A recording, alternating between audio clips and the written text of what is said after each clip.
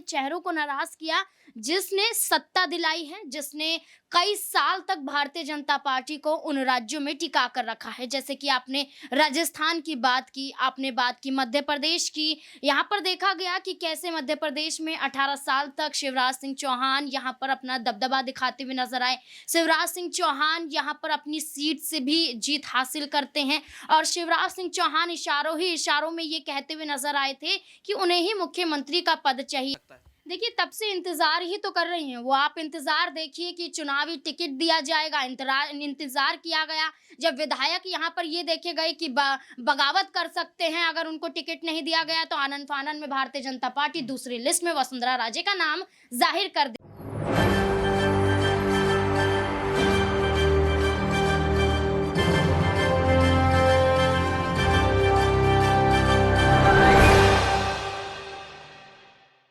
नमस्कार, मैं दौलत शर्मा और आप देखना शुरू कर चुके हैं SPN9 न्यूज़ और स्वागत है आपका हमारे खास प्रोग्राम चुनावी अखाड़ा 2023 में।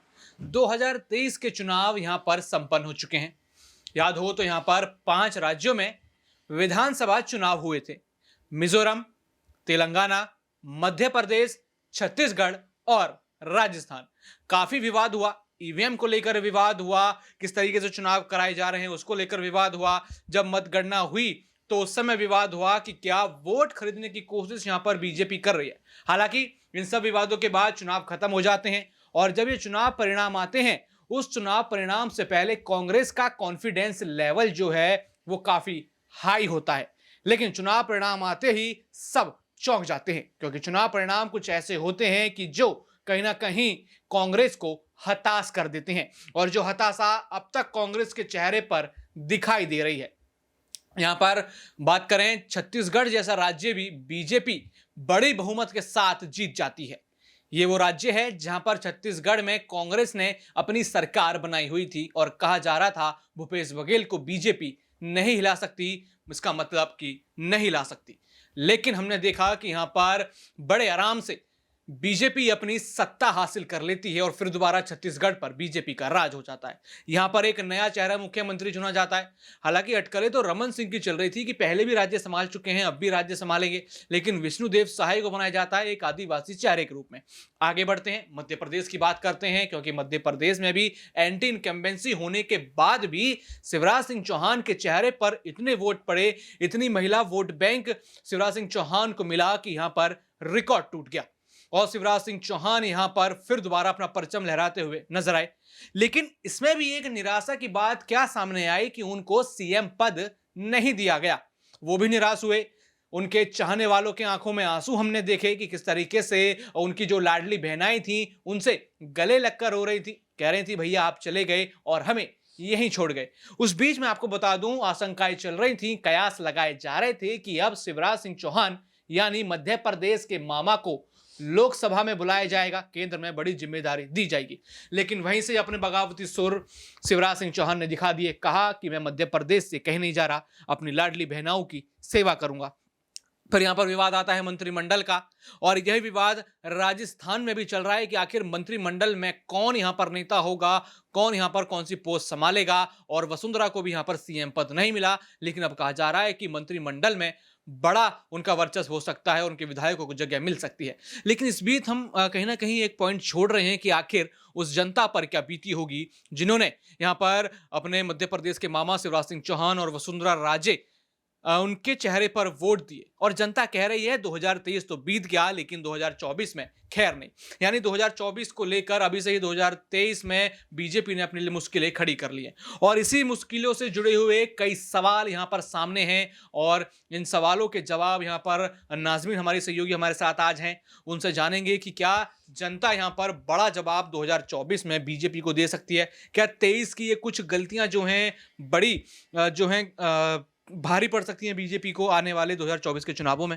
देखिए, बिल्कुल, यहाँ पर जिस तरीके से विधानसभा चुनाव की बात की गई है, सेमीफ़ाइनल के रूप में इसे देखा गया और यहाँ पर भारतीय जनता पार्टी ने जीत तो हासिल की, लेकिन कहीं न कहीं अपने नेताओं को नाराज़ किया, उन पुराने चेहरों को नाराज़ किया, जिसने सत्ता दिलाई है, जिसने कई साल तक भारतीय जनता पार्टी को उन राज्यों में टिका कर रखा है। जैसे कि आपने राजस्थान की बात की, आपने बात की मध्य प्रदेश की, यहाँ पर देखा गया कि कैसे मध्य प्रदेश में 18 साल तक शिवराज सिंह चौहान यहाँ पर अपना दबदबा दिखाते हुए नजर आए। शिवराज सिंह चौहान यहाँ पर अपनी सीट से भी जीत हासिल करते हैं और शिवराज सिंह चौहान इशारों ही इशारों में ये कहते हुए नजर आए थे कि उन्हें ही मुख्यमंत्री का पद चाहिए। लाडली बहना योजना का जिक्र आपने किया, वो एक ऐसी योजना है जिसके तहत शिवराज सिंह चौहान लगातार वोट हासिल करते हुए नजर आए, क्योंकि वो उन्हें अपनी बहन कहते थे और बहनों के लिए स्कीम निकाली गई, पैसा दिया जाता था खातों में। और जैसे ही शिवराज सिंह चौहान मध्य प्रदेश में जीत जाते हैं, यहाँ पर रकम भी बढ़ा दी जाती है। यहाँ पर जो 1500 रकम थी वो 3000 कर दी जाती है। शिवराज सिंह चौहान कहते हैं कि जब शिवराज सिंह चौहान जब तक मध्य प्रदेश में है तब तक आपकी ये योजना कभी बंद नहीं होगी। लेकिन वहीं इस योजना पर रोक लगाने की बात अब मोहन सिंह यादव यहाँ पर करते हुए नजर आ रहे हैं। कहीं ना कहीं अब ये कहा जा रहा है कि लाडली बहना योजना हो सकता है कि बंद हो जाए। तो ये एक नया चेहरे पर तो दांव भारतीय जनता पार्टी ने खेला, लेकिन इस राज्य में ही इसी चेहरे की वजह से भारतीय जनता पार्टी कहीं ना कहीं मुश्किलों में आ गई। राजस्थान में चले जाइए, वसुंधरा राजे महिलाओं का लोकप्रिय चेहरा मानी जाती है। वसुंधरा राजे, राजपूत घरानों की बात करें तो यहाँ पर बड़ा वर्चस्व देखा जाता है। तो वसुंधरा राजे भी भारतीय जनता पार्टी को राजस्थान में कई बार चुनाव जिताती भी रही है, कांग्रेस पार्टी को यहाँ पर टक्कर देती हुई नजर आई है। लेकिन इन्हीं नेताओं को नाराज भारतीय जनता पार्टी ने किया, जिसका सीधे तौर पर खामियाजा लोकसभा के चुनाव में देखने को मिलेगा। क्योंकि राजस्थान में देखा जाए तो करीबन 24 से 25 लोकसभा सीटें बताई जा रही हैं कि वहां पर हैं। अब ऐसे में क्या वसुंधरा राजे को लोकसभा के लिए तैयार किया जा रहा है, शिवराज सिंह चौहान को लोकसभा के लिए तैयार किया जा रहा है? कहा तो ऐसा जा रहा है, लेकिन इसके मायने यहाँ पर कुछ और निकलते हुए नजर आ रहे हैं कि अगर यहाँ पर लोकसभा में भी दांव नहीं खेला गया तो ये जो नाराज नेता हैं ये सीधे तौर पर अपने विधायकों के साथ कोई बड़ा कदम भी भारतीय जनता पार्टी के खिलाफ उठाते हुए नजर आ सकते हैं। यानी कि लोकसभा चुनाव से पहले जिस जीत का दावा भारतीय जनता पार्टी कर रही थी उसमें कहीं ना कहीं वही फंसती हुई अब नजर आ रही है।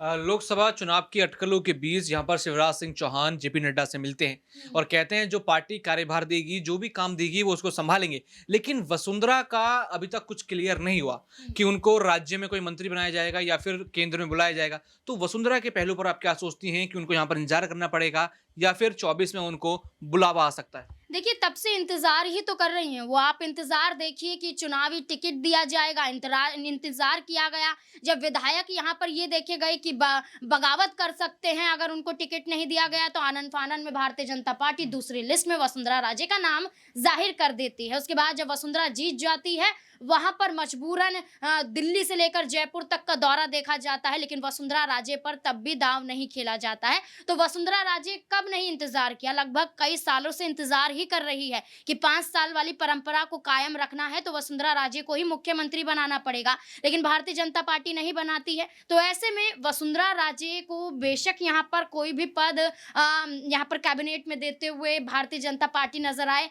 लेकिन कद तो यहाँ पर कम ही आंका जाएगा, क्योंकि मुख्यमंत्री एक बड़ा पद और मुख्यमंत्री का ओहदा अगर देखा जाए तो वसुंधरा राजे यहाँ पर सही बैठती हैं। लेकिन अगर दांव नहीं खेला गया तो आप कोई भी पद दे दीजिए, वसुंधरा राजे यहाँ पर खुश नजर नहीं आएंगी।